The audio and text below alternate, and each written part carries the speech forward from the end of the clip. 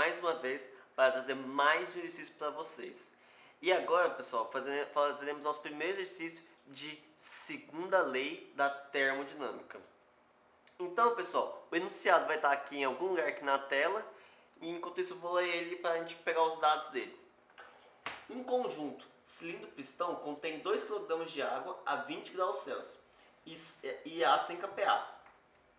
A água é então aquecida até 300 graus Celsius a partir da transferência de calor de um reservatório a 500 graus Celsius. Sabendo que a pressão necessária para que o pistão inicie seu movimento é 100 kPa. Determine o volume final, o trabalho realizado, o calor transferido e a geração de entropia nesse processo. Então, pessoal, a primeira coisa que a gente vai fazer é definir os estados que se encontram, estado 1 e 2, e assim tirar algumas conclusões. Então vamos lá.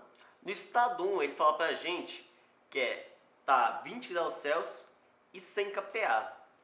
Pessoal, olhando esses dois dados diretamente, se você for na tabela de saturação de água saturada, você vai ver que você não vai encontrar lá. Você vai ver que a pressão para 20 graus Celsius, a pressão de saturação é bem mais baixa. Então, se a pressão nossa é mais alta, então significa o quê? Que a nossa água está em estado comprimido. Então, já vai direto na tabela de água de líquido comprimido. Então, olhando lá na tabela, na parte de 100 kPa, a gente descobre que a 20 graus Celsius, a energia interna dela é de 83,94 kJ por quilograma e que a entropia, pessoal, é de 0,2966 kJ por quilograma vezes Kelvin. E que o volume específico é de 0,001002 metros cúbicos por quilograma. Pessoal, esses dados aqui você puxa já direto da tabela. Não tem segredo nenhum, é só pegar na tabela mesmo os dados. Observem duas coisas, pessoal. Aqui a gente está usando a energia interna porque é um sistema, não é um volume de controle. Então, para esse tipo de situação, a gente vai só utilizar a energia interna, não usar a entalpia. Então, pessoal, vamos analisar agora o nosso estado 2. No nosso estado 2, ele já fala que está a 300 graus Celsius. Só que, para ele chegar em 300 graus Celsius, ele vai aquecendo, vai aquecendo, vai aquecendo. Só que conforme ele aquece, ele vai ganhando também pressão, certo? Só que antes de chegar nos 300 graus Celsius, ele já chega a 1000 kPa antes. Então o que acontece? O nosso êmbolo vai subir. E conforme você for aquecendo, ele vai ganhando temperatura, mas ele vai subindo. Porque ele vai mantendo a mesma pressão, ele vai subindo, subindo, subindo. Então a gente já olha direto na tabela de vapor superaquecido. Que na tabela de vapor superaquecido, a gente olha ele lá e já possui todos os dados. A nossa energia interna, a nossa entropia, quer dizer, e o nosso volume específico. Então a resposta é sim, o cilindro se moverá por causa desse aquecimento, que ele já vai atingir antes os 1000 kPa antes dos 300 e ele vai continuar subindo. Então ele vai estar já em vapor superaquecido, pessoal. Agora a gente vai para a nossa segunda parte do exercício, que é calcular o volume final, que aí, através do volume final, a gente consegue trabalhar também o quanto que o pistão subiu e calcular também o nosso trabalho. Que aí, tendo o trabalho, a gente pode aplicar a primeira lei, e tendo a primeira lei, a gente descobre o calor necessário, e depois ver também a segunda lei e calcular a entropia do exercício pedido. Então vamos lá. Volume final é igual a volume 2 vezes a massa. Esse volume 2 é o volume específico, viu, pessoal? Que é igual a o 0,25794, que a gente obteve aqui já na tabela, vezes 2, que é a massa que foi dada no nosso enunciado.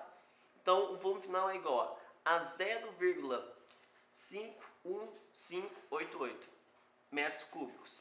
Agora, a gente aplica já direto na fórmula do trabalho, pessoal.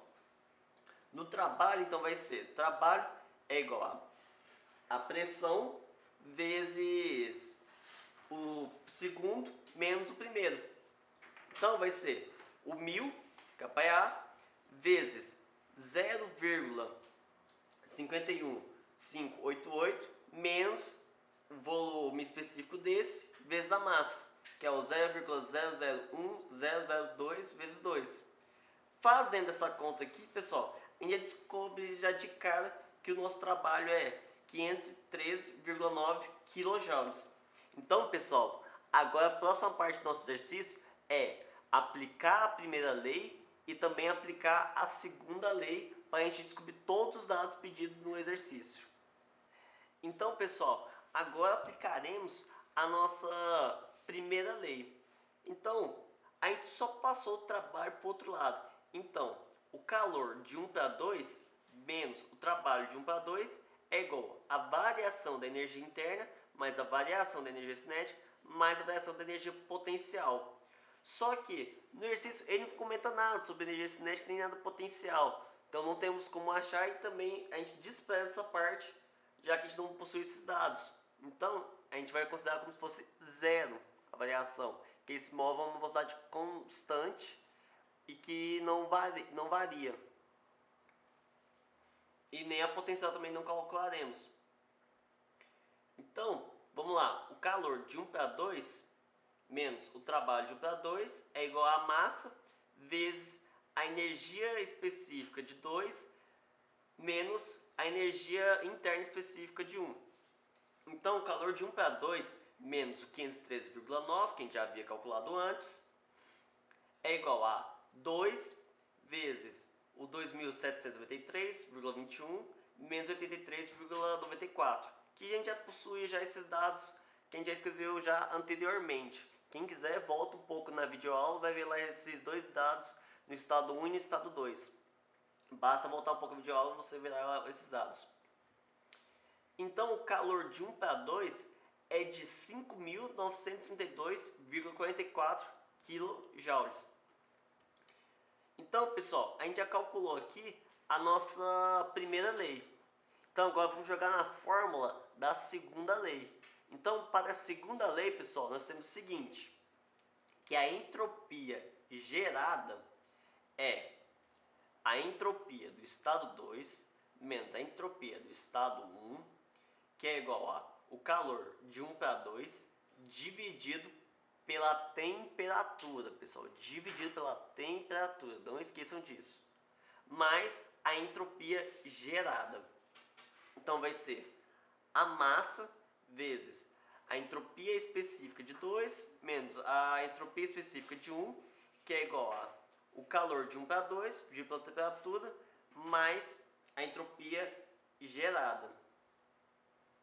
Então, esse aqui vai ser 2 vezes 7,1228 menos 0,2966, que é igual a 5.932,44 dividido por 500, que é a nossa fonte de calor, que ele fala que está recebendo calor de uma fonte a 500 graus Celsius, mais 73,15, que é em kelvins, né, pessoal? A gente sempre utiliza em Kelvin a temperatura nossa, mais a entropia gerada. Resumindo essas contas, pessoal, nós temos que a entropia gerada é de 5,98 kJ por Kelvin. Pessoal, o que isso quer dizer? A entropia deu valor positivo. Se deu um valor positivo, pessoal, significa que esse é um processo possível. Então, quer dizer que está condizente com a nossa segunda lei, pessoal. Então, com isso aqui, a gente finaliza o nosso exercício, pois a gente calculou o calor, calculou a entropia gerada e também calculou o volume final já. Então, já respondeu já as 3 perguntas do nosso enunciado. Então com isso que a gente finaliza. Valeu, obrigado, tchau, tchau, até a próxima.